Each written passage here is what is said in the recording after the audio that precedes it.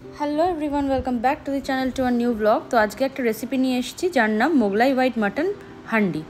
তার জন্য আমি নিয়েছি 500 গ্রাম মাটন। তো চলো দেখে নিই এটা বানানোর জন্য কি কি লাগবে। এখানে আছে টক দই, ব্ল্যাক পেপার, জিরে পাউডার, কাশ্মীরি মির্চ, গরম মশলা পাউডার, এখানে আছে চাট মশলা, এটা গার্লিক জিঞ্জার পেস্ট, এটা অনিয়ন পেস্ট, আর ওদিকে কাজু বাদামের পেস্ট আছে, আর এটা সল্ট। তো এবার আমি প্রেসার কুকারে একটু রিফাইন অয়েল নিয়ে নিচ্ছি। তার মধ্যে পেঁয়াজ যেটা বেটে রেখেছিলাম, আমি কিন্তু এখানে একটা বড় সাইজের পেঁয়াজকে ইউজ করেছি, যেটা মিক্সার গ্রাইন্ডারে একটু জল দিয়ে পেস্ট বানিয়ে নিয়েছিলাম। আর এটাকে একটু ভেজে নিতে হবে, লাল না করলেও চলবে কারণ এটা হোয়াইট গ্রেভি হতে চলেছে।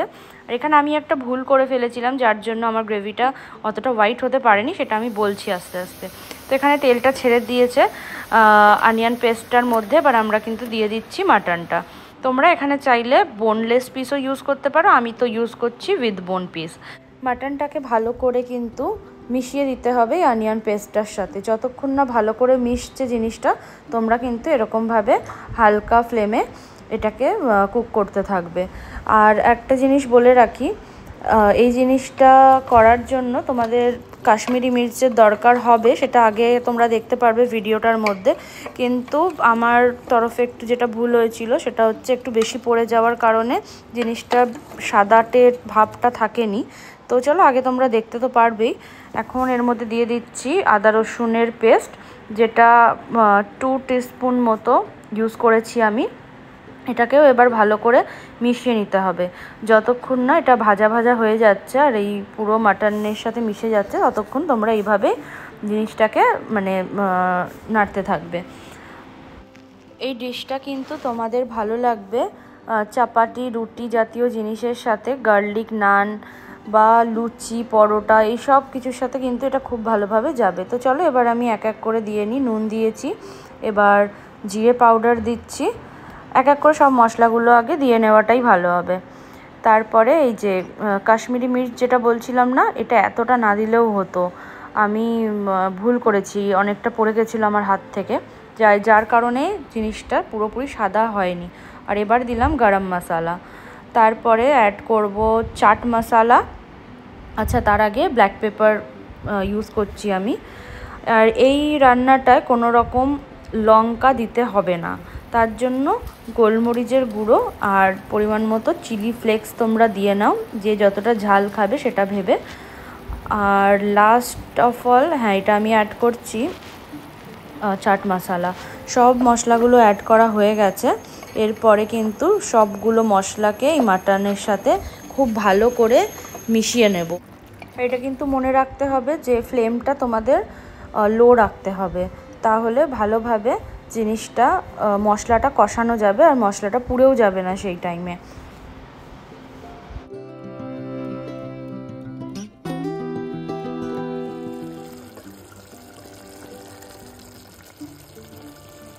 কিছুক্ষণ পরে মাটনটা কিন্তু খুব ভালোভাবে কষে গেছে আর তেল ছেড়ে দিয়েছে, আমরা দেখতে পাচ্ছি। তো এর মধ্যে আমি দিয়ে দিলাম হালকা একটু উষ্ণ জল, তোমরা না চাইলে নর্মাল জলও ইউজ করতে পারো।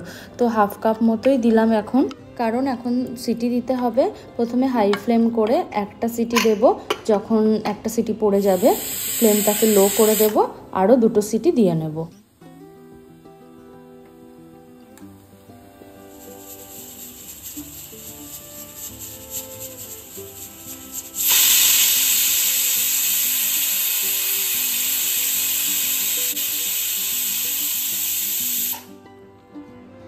কিছু সময় এটাকে অ্যাজ ইট ইজ রেখে দেবো। যখন দেখবো প্রেশার কুকারটা অটোমেটিক্যালি খোলা যাচ্ছে, তখন খুলে নেব। আর দেখো কালারটা কি ভালো এসছে। আর এটা যদি একটু সাদা থাকতো না ভালো হতো, কিন্তু এটা এখন সাদা করব আমি। এবার যেই ইনগ্রিডিয়েন্টসগুলো ইউজ করব সেটা দেখে নাও।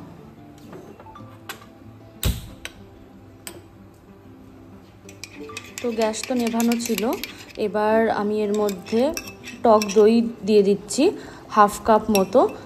আর এটা মেকশিওর করতে হবে এর মধ্যে কোনো লাম্প না থাকুক, তো ভালো করে আগে ফেটিয়ে নিতে হবে। তারপরে আমার কাছে ফ্রেশ ক্রিম না থাকায় আমি একটু দুধের মালাই বানানোর চেষ্টা করেছিলাম, তো হয়েছে, কিন্তু ফ্রেশ ক্রিমটা থাকলে আরও বেটার হতো আমার এখন বানানোর পরে মনে হচ্ছে। আর এটা এখন আমি দিচ্ছি কাজু পেস্ট, যেটা 12টা থেকে 13টা মতো কাজু আমি ইউজ করেছিলাম আর সেটার পেস্ট বানিয়ে নিয়েছিলাম। এটাকে ভালো করে মানে সব কিছুর সাথে মিক্স করে দেবো। দেখছো কালারটা কিন্তু এখন একটু চেঞ্জ হচ্ছে, কিন্তু ওই কাশ্মীরি পাউডারটা যদি একটু কম পড়তো তাহলে কিন্তু এটা সাদা ভাবটা আরও ভালোভাবে প্রমিনেন্ট বোঝা যেত, যেটাকে বলে আর কি। তো ঠিক আছে, প্রথমবার করেছি, কিছু করার নেই। তো এটাকে ভালো করে ফুটতে দিতে হবে, কারণ এর যে অনেকটা জল আছে সেই জলটাকে কমাতে হবে আর কি। তো হাই ফ্লেম করে আমি জিনিসটাকে ভালো করে ফুটিয়ে নিচ্ছি। তার মধ্যে একটু দুধের ব্যবহারও করতে হবে, যদি তোমরা চাও এটা স্কিপ করতে পারো, কিন্তু এটা টেস্টটা আরও বেটার করে। তো আমি একটু দুধও ইউজ করে নিলাম। আর এই জল মানে বেশি ঝোল ঝোল ভাবটা দেখতে পাচ্ছ না, এইটা যদি তোমরা ফ্রেশ ক্রিম ইউজ করতে তাহলে কিন্তু অনেকটা গাঢ় হয়ে যেত। তো যাই হোক, এখন আমার কাছে ছিল না, কিছু করার নেই। আর এখানে লাস্টে আমি ব্যবহার করছি চিজের, মজরেলা না হলেই ভালো হয়। তো আমি 2টো স্লাইস ইউজ করলাম, একটা শিট চিজ আর একটা কিউব চিজ। আর এটাকে ভালো করে মেল্ট করা অবধি ওয়েট করছি। আর দেখো কিছুক্ষণ পরে কিন্তু আমি এটা সার্ভিং বলে নিয়ে নিচ্ছি। আর ঝোলটা আর একটু কম হলে ভালো হতো, কিন্তু আমরা এখন লুচি পরোটা জাতীয় জিনিসের সাথে খাবো বলে একটু ঝোল রাখলাম। কিন্তু তোমরা চাইলে ফ্রেশ ক্রিম দেওয়ার পরে জিনিসটা কিন্তু একটু গাঢ় হয়ে যাবে, আর এতটা ঝোল ভাবও থাকবে না। আর লাস্টে জিনিসটাকে গার্নিশ করার জন্য তোমরা একটু ধনেপাতা কুচি, একটু লঙ্কা কুচি ব্যবহার করতে পারো ওপর থেকে, জিনিসটা ভালোও লাগবে। আর ট্রাস্ট মি, লঙ্কা যখন মুখে পড়ছিল, কাঁচা কাঁচা লঙ্কাটা খেতে কিন্তু দারুণ লাগছিল। তোমরা যদি একরকম মাটন রেসিপি খেয়ে বোর হয়ে গেছো তো এই রেসিপিটা ডেফিনেটলি ট্রাই করতে পারো। চলো দেখা হচ্ছে নতুন একটা ভিডিওর সাথে। যদি রেসিপিটা ভালো লাগে তো একটা লাইক করে দিও আর কমেন্ট করে অবশ্যই জানিও।